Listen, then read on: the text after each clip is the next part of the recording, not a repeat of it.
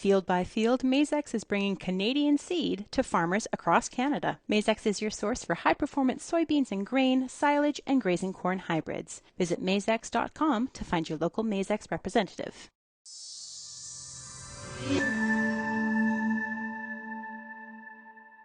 Joining us right now to talk about some of the fallout of where we are with the now concluded, at least for the time being, rail strike in Canada. It is Karen Proud. She is president and CEO of Fertilizer Canada. Karen, great to have you back on the show. Thanks, Sean. It's always a pleasure talking to you. Yeah, and you know what? Last time you were on, we said, hopefully next time I'm on, we get to talk about some happier things. I think we're a little happier today, aren't we? Yeah, absolutely. I mean, it was very tense there for a while, a lot of concern. We're happy that at the conclusion of all of this, we're hoping that this is the end. I mean, we know that there's going to be a court challenge, but certainly looking better than last time. Yeah.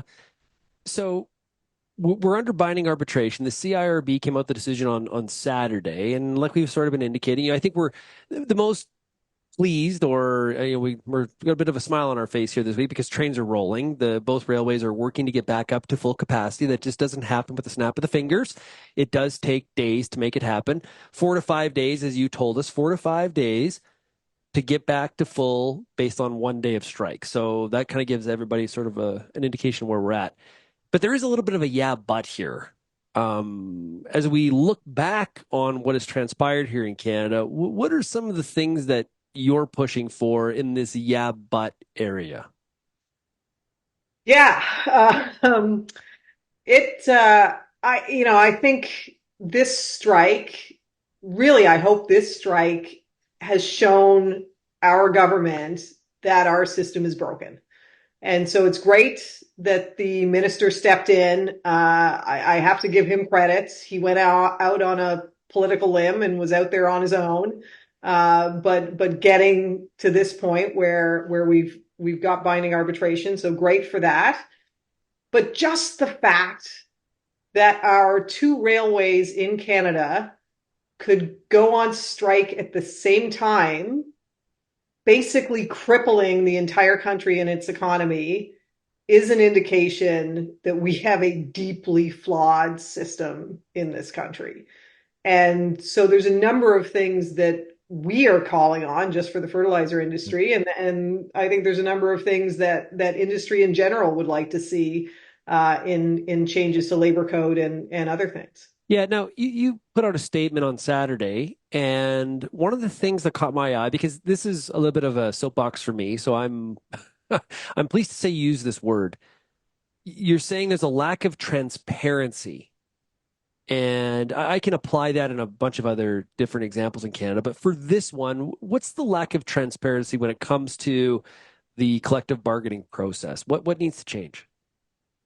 Well, so when the minister did come out and make his order, there was a lot of confusion about what exactly that meant and what was the role of the Canadian Industrial Relations Board and how long was it going to take them to rule and what could their rulings potentially have been.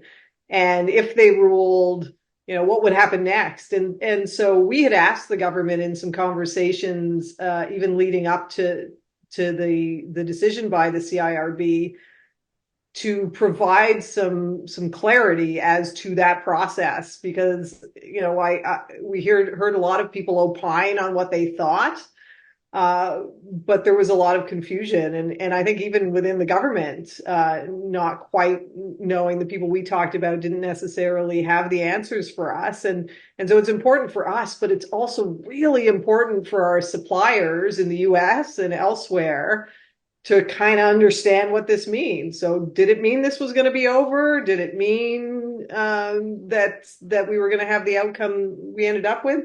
We didn't know. And I think that lack of transparency and communication about the process caused some unnecessary angst among those of us that were waiting to find out what was going to happen. Yeah, like, it hasn't been a lot of reporting on how do they select an arbitrator? Is it a group? Is it a person? Who does that? Like, how many of those people are just sitting around waiting for work? The length of the process, like, when can we expect a ruling, a decision, however you want to frame that? Is there an appeal to the binding art? Like, I agree. It's sort of everyone was pushing for the use of Section 107, and now it's like that's where the focus was. We got there. It's sort of like when a calf gets out of the pen. It's like all they were focused on was getting out of the pen, and now they're out of the pen. They're sort of like, now what? And that's kind of wherever we're waiting for some of those. I think some of those details. Changes to the Canada Labor Code, without getting too much in the weeds here when it comes to collective bargaining. Is there some low hanging fruit here, or does Canada need to do some real deep work looking at some changes? So, I mean, I think there is some low hanging fruit, and this has been studied. So I don't think we need to enter into some big government study about what's wrong with the labor We code. need a committee, Karen. That would be the most Another Canadian committee. way. We're going to form a new body, and we're going to have a committee, and we're going to study this. And here's what we heard. Sorry, I interrupted. I'm being sarcastic. Now, Continue. well, but Sean, if we could have a industry farmer led committee, I bet we could come up with some good solutions very, very quickly, because we know where some of the problems lie, or we believe we know.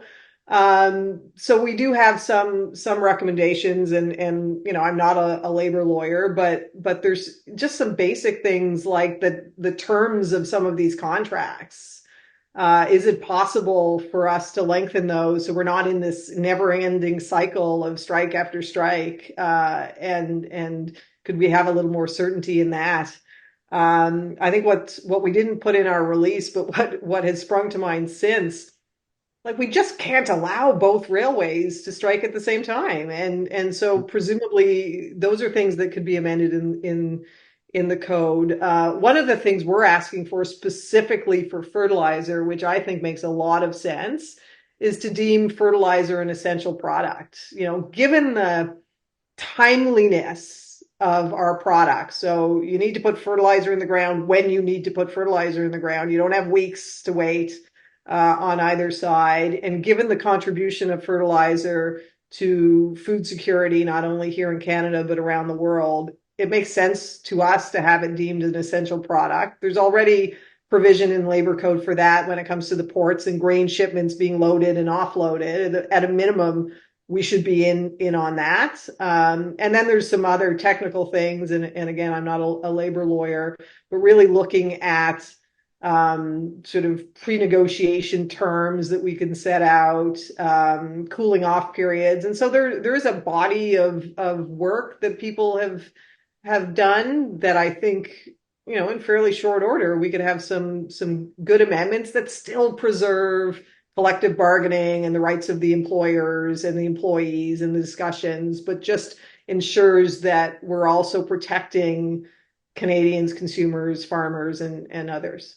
Yeah, it's a difficult one. Yeah, I've heard from a bunch of the audience, and like, a solution is not banning unions or banning people's ability for collective bargaining. Okay, let's just crumple that up and on the piece of paper you wrote it on, and throw it in the garbage. It's not a viable solution. We need real solutions here. And what I've said repeatedly through last week is, I don't care if you think it's the union's fault, you think it's the railway's fault. It really doesn't matter. The fact is the stoppage is happening. And that's when we talk about changes, it's about the process and how the envelope of that all this fits under. That's where we have to attack with solutions, not pointing fingers at either party. Yeah, because I mean, we do come to agreement. So why do we have to hit the wall and have a strike and shut down the country in order to come to that agreement? Are there no other ways to get there? And I think there are other ways. There's other tools that the minister could use as well, to help ensure that we have continuity of our supply chain. And I think it's really time, in light of the fact that we're having these major shutdowns. I've only been with Fertilizer Canada 3 years, and I've lived through three major ones, and others in between. So, there's a problem here. So the CIRB went through a process of looking at safety. leading up to all this. And so here's what I don't understand.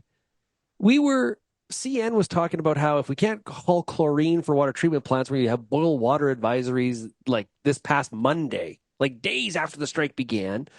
I know farmers I was getting emails panicking, and I'm not being critical when I say panicking. They were legitimately very worried, anhydrous ammonia. What was I hearing about, like, because that's their fall fertilization plan, and it's hard to just flip into some other sort of method of application.